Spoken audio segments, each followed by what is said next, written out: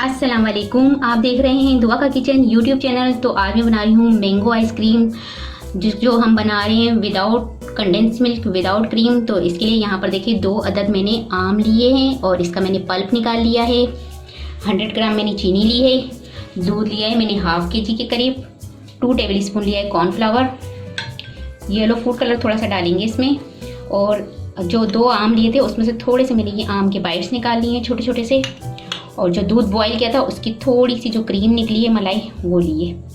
तो चलिए स्टार्ट करते हैं मैंगो आइसक्रीम बनाना। तो ये देखिए यहाँ पे मैंने एक पैन ले लिया है। इसमें मैं जो 500 ग्राम दूध लिया था वो डालूंगी।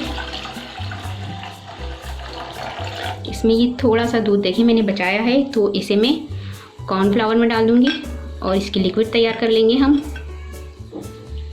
दूध में बॉयल आने तक हमने दूध को पकाना है। साथ में यहाँ पर जो मैंने चीनी ली है, ये चीनी डाल दूँगी। चीनी आप अपने हस्बे जायका कम या ज़्यादा कर सकते हैं। बस तो ये दूध को हमने पकाना है यहाँ पर। तो ये देखिए यहाँ पर दूध में उबाल आ चुका है। इसकी मैं फ्लेम स्लो कर दूँगी।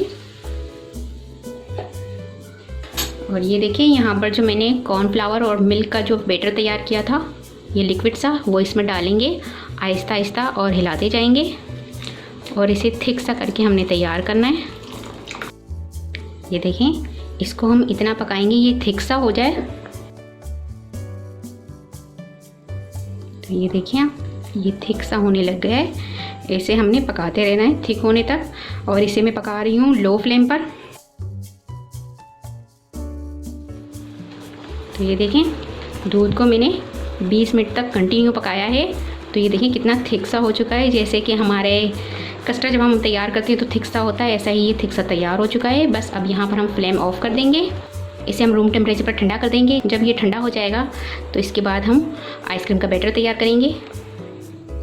तो ये देखें, जो हमने दूध को पकाया था कितना गाढ़ा सा हो गया है, ये देखें आप। और इसे मैंने रूम टेम्परेचर पर ठंडा कर दिया है। अब हम आइसक्रीम बनाना स्टार्ट करते हैं। इसके अंदर में ये देखिए यहाँ पर ब्लेंडर ले लिया है हमने, ब्लेंडर जार। और अब इसमें हम डाल देंगे जो हमने बैटर तैयार किया था, वो बैटर इसमें डाल देंगे।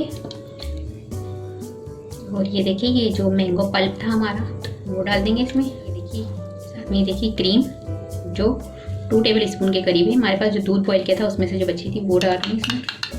फूड कलर डाल रही हूँ 1/4 टीस्पून के करीब। कवर कर देंगे और इसे ब्लेंड कर लेते हैं। तो ये देखें, ये तैयार हो चुका है हमारा आइसक्रीम का बैटर।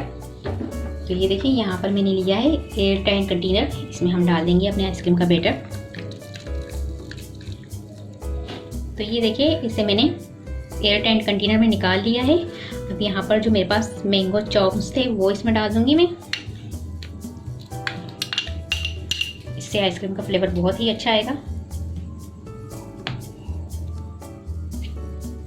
ये देखिए मैंगो बाइट्स इसमें मैंने डाल दिए हैं। इसे कवर कर देंगे हम और इसे फ्रीज कर दूंगी मैं 2 घंटे के लिए। 2 घंटे के बाद दोबारा इसे हम ब्लेंडर में ब्लेंड करेंगे और इसके बाद इसको 8 घंटे के लिए फ्रीज करेंगे। तो अभी पहले हम इसको 2 घंटे के लिए फ्रीज कर देते हैं। तो ये देखें कि आइसक्रीम को हमारे 2 घंटे हो चुके हैं फ्रीज में रखे हुए।